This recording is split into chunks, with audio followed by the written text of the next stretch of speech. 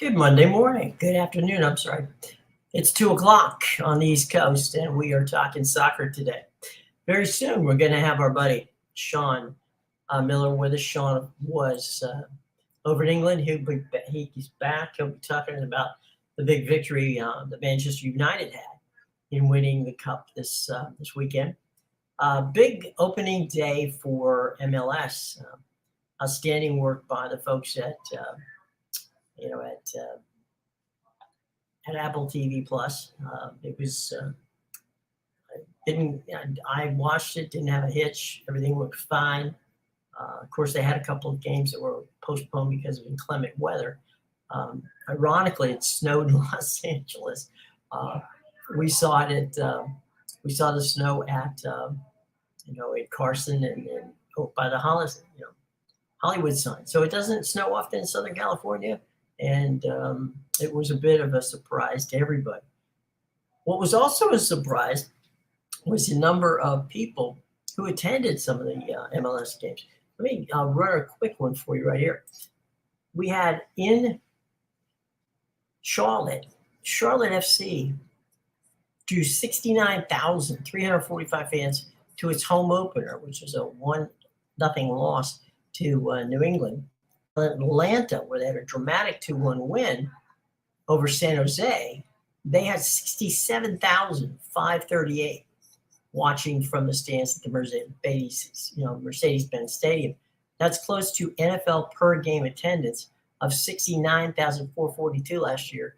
And the first time the MLS has multiple 65,000 plus games on the same day, according to the league's Twitter account. Now, also, the fact that two attendances over 65,000 are better than the average attendance of 13 NFL teams, with the likes of the Detroit Lions, Las Vegas Raiders, Chicago Bears, Washington Commanders, all far below.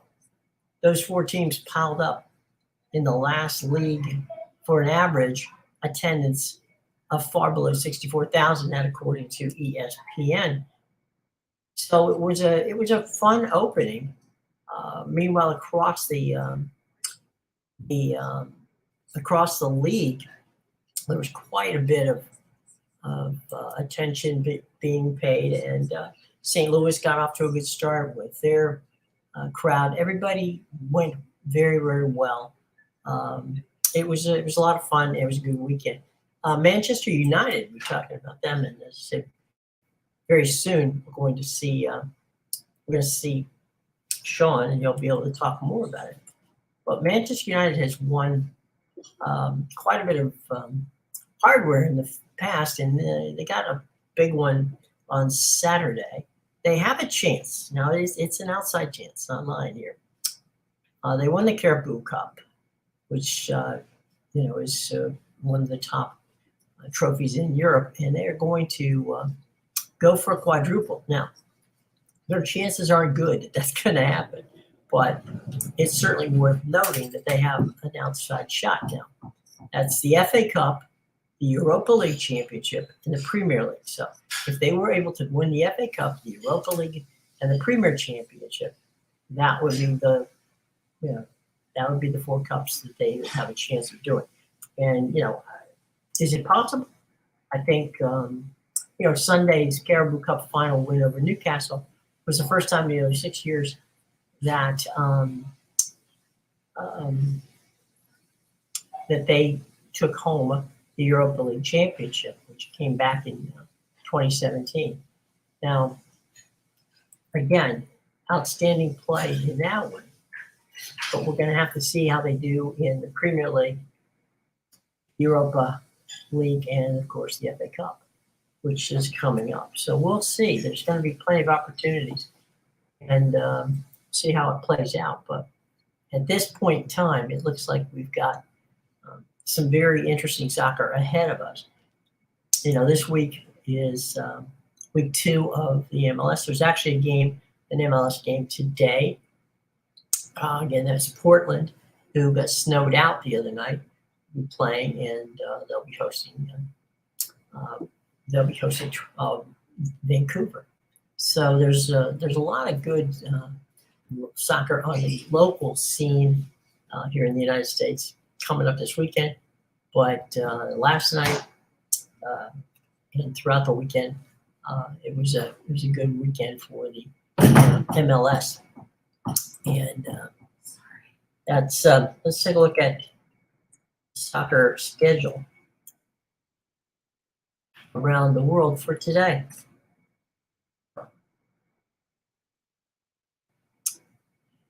And not a lot going on. We got in Spain, Villarreal and Gareth starting on ESPN Plus in an hour.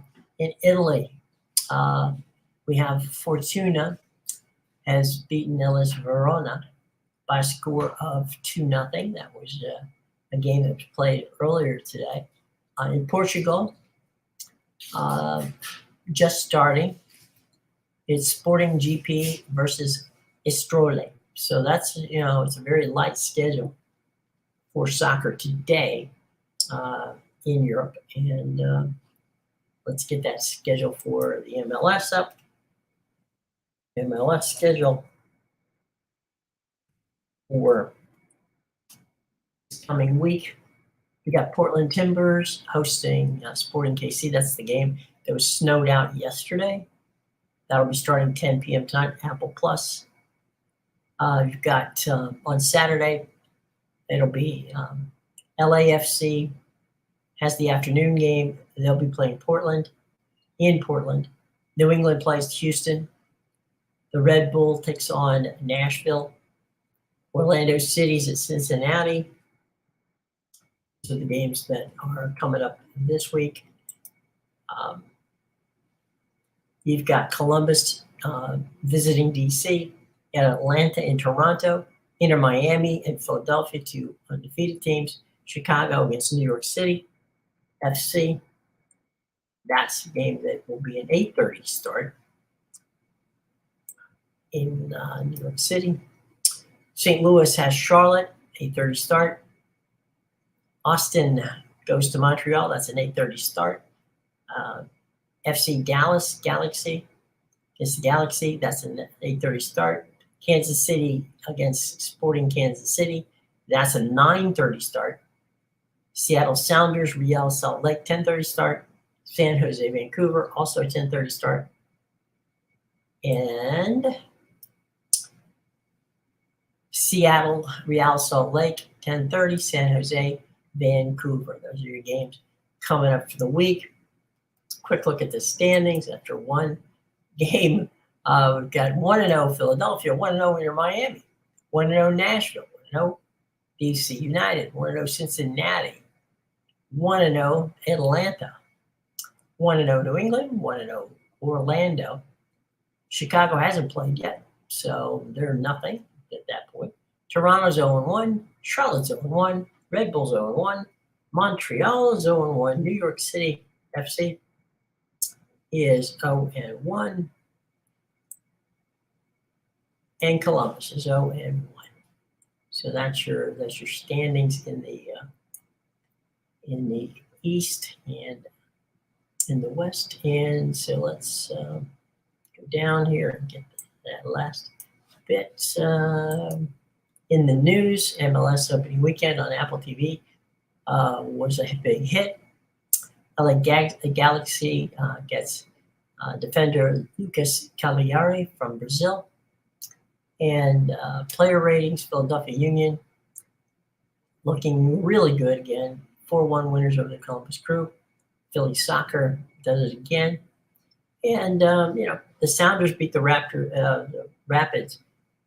Really, they looked very good last night. I watched some of the game, and they just, from the jump, they were right on it. So we looked really outstanding. So we expect that that they're going to have another good year. They really look sharp in their opening game on the road. At home against a team that really gave them a hard time last year, but not much this year, and that's Colorado. The opener in Nashville was an interesting game. They were a tribute to Johnny Cash, where they had the all black. They were wearing all black uniforms, and it was quite the scene down in Nashville. Nashville had a nice crowd on hand. It was pretty cold everywhere. I mean, I don't think anybody got away with some decent weather. Maybe the Florida teams, we had Miami winning their game in Fort Lauderdale because that's where they play these days. And then we had the situation where um, Orlando won their game. So it was a good weekend for the MLS in their opener. And the Caribou Cup is over with Manchester United winning it and taking home some silver. And they're hoping that they can take home some more silver in that regard coming up really, really soon. Your questions are always welcome. And let's check out the latest hits on Goal.com because they have some interesting stories. Is Man U really back? That's the lead story on the site. 20 years ago, President Bush called for the largest effort to fight global AIDS and HIV, and soccer is out to help. Diego Almado and Lionel Messi. Is he Lionel Messi in disguise? Messi and Mbappe combined over the weekend to really do well for PSG, and they're 3-0 win. So it looks like they're going to hit stride right at the right time. Juventus transfers Alex Santo renews his situation with Juve. World Cup winner Soliari signs a new deal with Argentina. Let's see, Manchester United transfers. At this point, no, it doesn't look like anything there. Although the Red Devils are looking for Harry Kane, but again, we're not. We'll see. Messi misses his wife's birthday celebration to play for PSG, and that's a big win in that regard. Robert Lewandowski will miss the El Clasico, and no need for Neymar and Messi because, as I said before, Messi and Mbappe were a dynamic duo for PSG in their win. And anybody wondering if they were going to show up and play well, they now know that they did. PSG spent most of Sunday, proving that it helps to have not one but two of the best players in the world. Parisians weren't always good, but they relied on their superstars who took over in the big moments to inspire a 3-0 victory. It takes them 8 points clear at the top of the League One standings after being pinned back for the first 20 minutes. PSG exploded. Mbappe was first. He darted behind the Marseille backline, latching onto one of Messi's brilliant passes and finding the bottom corner of the net. Messi followed shortly after, this time turning a home cross from Mbappe to give the League One leaders to a 0 lead. And the 35-year-old's simple finish for his 700th goal at the club level. He's now just one goal away from matching Cristiano Ronaldo's all-time Europe record of 701 goals. So that was amazing. The duo hit on a break again shortly after halftime, with Messi providing the pass with a lovely curled chip into the path of Mbappe, who drove it home. And that was the last goal they needed as they went on to win, as we said before, PSG over Marseille by a score of 3-2-0. All right. So there you go. It's the latest in the way of transfers. And let's go and see if we got the latest competitions. Let's look at the TV schedule. See what we got there. Soccer on TV today, as we said before. There's Sounders against Colorado, 10 o'clock tonight, and that's on Apple TV Plus. Verona and Florentina on Paramount Plus. This is for today. That game has already been played. Let's go down to tomorrow. Now, tomorrow it's Cremonese and Roma. That's going to be a Paramount Plus. Stoke versus Brighton. That's going to be ESPN Plus. Leicester versus Blackburn. That's ESPN Plus. Juventus versus Torino. That's on Paramount Plus. Fulham versus Leeds. That's an FA Cup game. And, of course, that's on ESPN Plus. Luton versus Millwall. That's a championship game. Championship League game, I'm sorry. On ESPN Plus. Bristol City versus Man City in the FA Cup. That's going to be an ESPN Plus. And let's see, we got a couple of games going on I think we got Sean's back. Yes. Just literally welcome back. Just in the door 5 seconds ago from my flight back. Your travels. Manchester United. How about it? Yeah, little Manchester United, the team that the little team that could. The little engine that could went out there and beat the richest team in the world yesterday. So that take home the trophy. Yeah, look, I mean, it's for both teams yesterday, it was a huge. It's they talk about inflection points and stuff like this.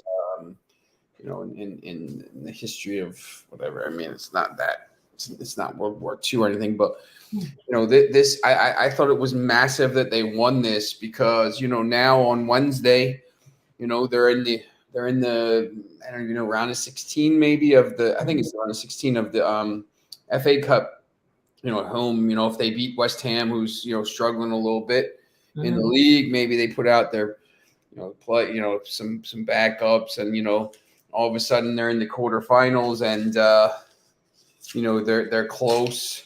And then this is after they. I don't think anybody thought they were going to beat Barcelona. I just think a lot of neutrals just didn't think they were going to do it. So now they have Real Betis, and just came out today that Nabil Fekir tore his ACL, so he's out. He's their best player. So obviously they're the favorite to win the Europa League at this point. I think now they're when you talk about the Premier League table, they're right now they're 8 points clear of Newcastle. Fulham's not finished in top 4, so it doesn't matter.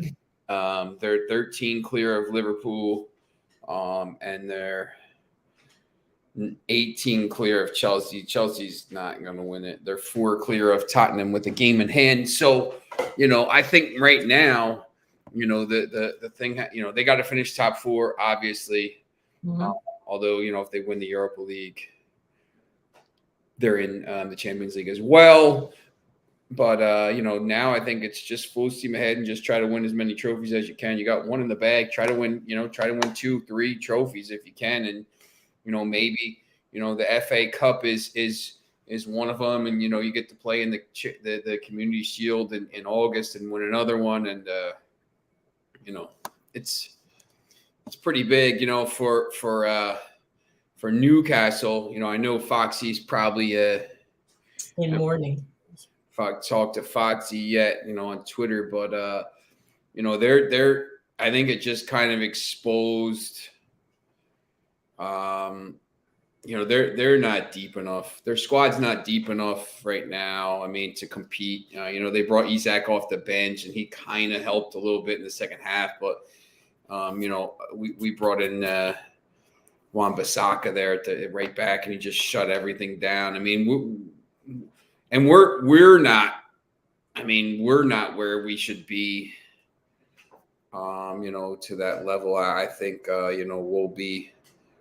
We'll be better next year, but it's really to win, it's all about winning trophies. That's the only thing that matters, to be honest. You gotta win trophies.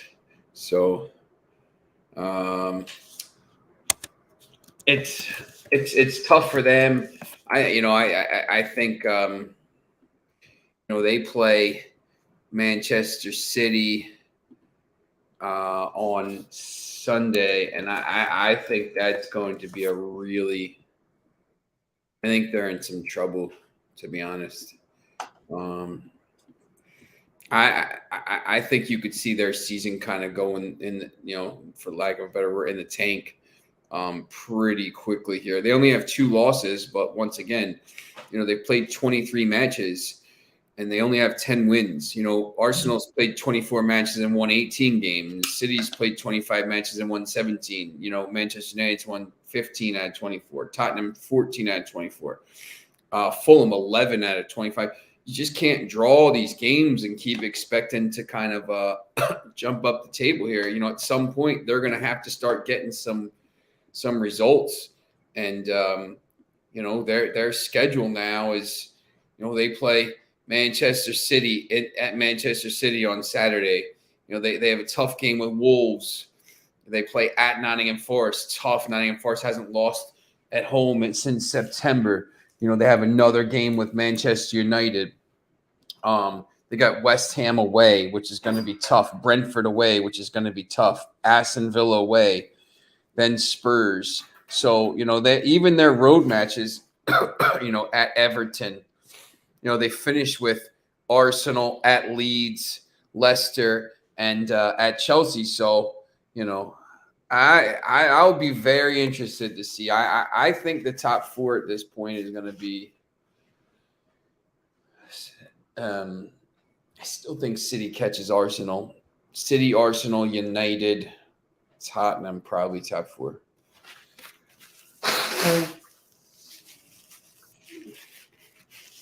So, what do you think the chances are? You think they can pick up 1 or 2 more extra? Yeah, I think I think they're the favorite now for the Europa League. Europa League is tough because sometimes you get some dodgy refereeing decisions, or because you got the European refs. But yeah, I think they'll win one of the other 2. I would probably lean towards the Europa League because I just think they could beat Arsenal over 2 legs. I think they could beat Arsenal in a final. I'm not sure. I know they could do the same with City in a final in the FA Cup or in the quarterfinal, saying whatever it is. But I personally, I think City is going to be, by the end of the season, is going to be a better team than Arsenal. I think Arsenal has a little bit of a. You saw that they faltered. They're going to go on a run here in the next week and a half before the. They're not going to lose here going forward for probably. I would say a couple weeks. They're going to beat Everton tomorrow. They're going to beat Bournemouth at home. They're going to probably beat Fulham, although that's a tough game. I think they could maybe drop some points there. Then they play Crystal Palace, but then they play Leeds. But after that, all of a sudden it starts to get a little bit tougher for them. They start to have to play some. They play Liverpool after a Europa League tie on the road. They play West Ham on the road after a Europa League tie. They play Southampton on a Friday. Those are always tough games. You don't have as much rest. And they play Manchester City on April 26th. They play Chelsea on, as bad as Chelsea is, that's a rivalry game, They play Newcastle away on Saturday the 6th of May. They play Brighton. That's not an easy game. So yeah, look, I still think City wins the league. You get decent value with them as well, but it's going to be interesting. There's a lot of stuff, it's sometimes when you get to February 27th, you kind of know who's going to win the league, and There's not a lot of drama. Even, at the bottom half of the table, you can kind of see, this team's going to get relegated, blah, blah, blah. This year, I mean, the relegation battle could be more exciting or could be as exciting as the other one.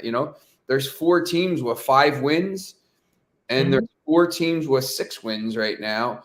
And, Southampton's on 18 points. And if they, pick up a win and a draw in their next 2 matches, they could be out of the relegation zone. Crystal Palace is right now on 27 points, 24 matches played. They're only 6 points behind or 6 points ahead of Everton. So that's going to be as crazy, I think. I think that'll be the last day kind of stuff where you're going to be looking and seeing, that last day when it's all 10 matches are on scattered over, every channel. Everywhere they're looking. Yeah, because you're going to, Crystal Palace, Nottingham Forest, Everton's playing Bournemouth. That's 100% going to be a relegation game. Leeds has to host Spurs. Spurs might need that. Leicester plays West Ham. Southampton plays Liverpool. So, the week before that Saturday, you got most of those West Ham and Leeds, Wolves and Everton, some games. So each week in May is going to be, more and more stuff. And I know it's cool because we're going to start, it's just from being over there. I've talked to a couple people that are interested. So we're going to maybe do a little more soccer content coming up soon here ahead of all these fixtures. So, we might be doing multiple shows going forward with soccer. So that'll be cool. Yeah. It's not for nothing. There was a good result of games this weekend for the MLS, and they had a couple of big crowds and in excess of 65,000 in Charlotte and in Atlanta for their opening games. And yeah, I saw. I mean, it was the results. You saw that. I mean, it was a great day of action. Pull that up here. I know I saw the Union won 4-1. Yeah, Apple TV Plus did a great job. They had. I got to say, their coverage was better than it's ever been. I think that's for ESPN better than Fox. Yeah, look, I think now with first of all, anything Apple does is it's going to be backed by money and different stuff. Yeah, and it's I think it's they have their own dedicated. If you want to watch the MLS, here you go. There's the package. And they're smart enough not to black anything out. What's that? They're smart enough to not black any home games. Yeah, it defeats the purpose for some of the, for baseball. You're sitting there and you're like, I can't watch the game. Like, I don't understand. So, you're a Philly fan. You can watch Los Angeles play San Francisco, but you can't watch. Yeah, if I'm, it's not, the world's not like it was in the 60s. It's a global world. People are in Philly for work and people are in New York for work. I mean, these are global cities now, and you can't just assume that I live in Philly. I don't like the Philly teams. I like different teams. You can't just assume that. And for the MLB package, and you can't watch. I can't watch the Padres tonight because the Phillies are playing. Well, I want to watch the Padres. Some of the results. I mean, what a massive result for St. Louis City coming into the league and getting 2 goals on the road at Austin, who went to the Western Conference Finals last year. 2 goals in the final, 12 minutes to win. I mean, huge result. And the other thing look, I mean, sometimes people complain about soccer and goals and blah blah blah. Right. You got 2-0, 2-1, 1-0, 3-2, 2-1, 2-0, 1-0, 4-1, 3-2. You got 2-1. Most of these games here, you had multiple goals, 2, 3 goals, Right. and exciting games. Mhm. So I still, it's really tough to bet. Seattle beat 4-0. Real Salt Lake won 2-1. So even in yesterday's games, there was goals. I mean, you can't ask for more. Now, I'll tell you what, I watched the Seattle game for a while. Yeah. And I'm talking from the jump. I mean, Seattle was pounding stuff off the post. They were hitting everything. Yeah, they were pretty. They definitely were not going to leave that stadium yesterday without winning. If you remember back to last year, they won they're the first American team to ever win the championship. Right. Mm-hmm. So I think that kind of hurt their MLS season. Well, it doesn't. You're not probably winning the title every year anyway. Right. But the prestige that they got from that was huge. I think you're going to see a huge bounce back here from them, because I just think sometimes you see it in Europe with some of these teams that get into Europe, and they have the smaller squads. Like West Ham's a great example. I mean, they should win that Conference League, which means they'll be in the Europa League next year, which is huge for a team like West Ham. But they're struggling in the league because they don't have the squads they don't have a deep enough squad to play. Back at play 2 games a week or 3 games in 8 days. Like, I think that's the problem. Newcastle, if they don't sign some players, I'm sure they will. Mm-hmm. But if Rooney was, I watched DC United, and they scored 2 goals in the last 20 minutes to win. That's my guy. And Rooney was all over him. I mean, he was running up and down the side. He was making certain that they knew that what he wanted them to do. Look, that's my guy. It's amazing right now what I didn't see. What was that score? He looked like he was dressed for the UConn. They scored 90. They scored in the 90th minute, Christian Benteke, and then they scored 90 plus 8 to win it. Right. So, I mean, look, you see what Michael Carrick's doing right now with Middlesbrough. I mean, in the I didn't see go back to Saturday. I mean, Middlesbrough, when he took over, were terrible. Now, they've tracked down. They're 7 points now.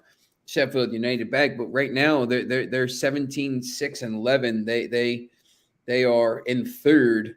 But the table in that league is absolutely ridiculous. I mean, 3, 4, 5, 6 are separated by 4 points, and then 7th. So top 3 through 6 get into the playoff, and then Burnley's already going to go up. They have 12 games left, and they're 19 points ahead of Middlesbrough. So there's talk that that might be the best team in the history of the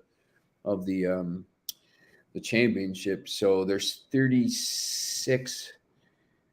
They can pick up 36 more points, which would get them to 112. And I think they'll get 100. But they'll come back to the Premier League next year, and I think they'll be able to compete a little bit, like something like Nottingham Forest has done. So, but yeah, there's just so much stuff going on, and I haven't obviously. Well, you've been busy. I've tried to. They showed a basketball game. I don't even know what time it was on. It was on at like 1 a.m. one of the nights I came back from a game, but I was working the whole basically the whole time I was out there, so I was covering games and stuff. How was your trip? Yeah, it was great. I mean, we went. We saw 6 games in 17 days. I saw Manchester United beat Leeds away.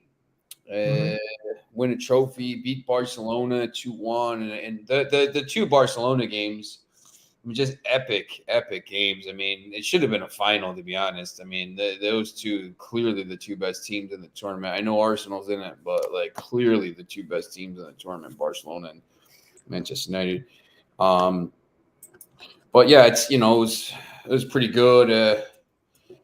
Upped my cred a little bit. Upped my cred. Got snuck into the game yesterday, so that was pretty interesting. I didn't have a ticket, so I had my friend gave me a paper copy of his ticket. He said, just try to see what you can do with this. And I just just walked in. So it's Sean. Just let him come in. Yeah.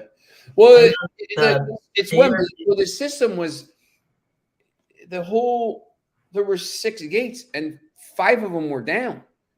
And I'm just like, come on, man. They're just go. The one guy ahead of me couldn't find his tickets and it was such a mess.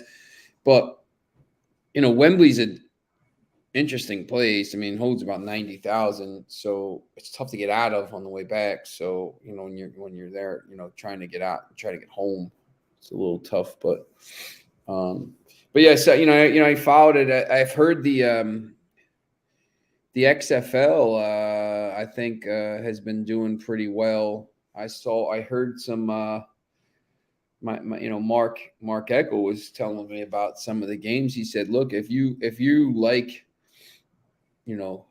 betting and football, this is going to work too, because they're making this the minor league for NFL. So, I mean, the XFL is definitely going to work. So, I think it's been, I don't even know when the games are on, week 3, Saturday, there's one game at 7:00. If I'm still awake by then, it's touch and go. It's a week away, so I might be all right by then. Right. But look, if I'm home during the day and there's not much to do, of course I'll turn that on. Sunday night at 8:00 before The Last of Us comes on, I'll put on San Antonio, Houston. And they're changing the way. It's just openly talking about gambling and openly they used to always do it in code. Right. Sunday night, Al Michaels. Oh, there's a lot of people that are it's over. Something, now it's just openly talked about. Like, listen, hey, the chances of this team to win here right now before this punt or this, and it's right in the broadcast. And I think, that's something. There's still 25 states that don't have legalized gambling. Wait till those states have it, and every state has it. I just think it's going to be something that could be massive going forward. Well, I mean, the other part of the equation is that you've got more football to bet on, and people like to bet on football. The quality of the football may not be great, but if the players who are playing can play at a level high enough to get noticed, you may pick up some offensive linemen or defensive linemen. You may pick up a wide receiver. You may pick up, guys who play just well enough to attract, scouts who were looking from the combine. Yeah, I think the thing with it too is, look, it's still young. So, I mean, once again, it's backed by Fox, it's backed by ESPN. It has the backing. It has the backing of the league. It's The Rock. The Rock doesn't fail. So, it's early, but I think the level of play they'll start to get some better players. I think maybe, whereas you used to have all those people maybe that would go to Canada to play in the CFL, right? Maybe now. And I forget that, because there's USFL as well. So, maybe now you'll start to get some of these players that are going to start, especially if it becomes a minor league. And maybe what they do is, maybe they, XFL, USFL, something. I don't know. But I know it's going to definitely succeed, I think, at this point. I mean, everybody likes football. you can't put enough football on television. So, Well, and I mean, what they've done to make it better is they're really not. It's kind of funny. They're not pitching the teams. They're pitching the XFL. You want to buy a sweatshirt, a T-shirt. It's always the XFL.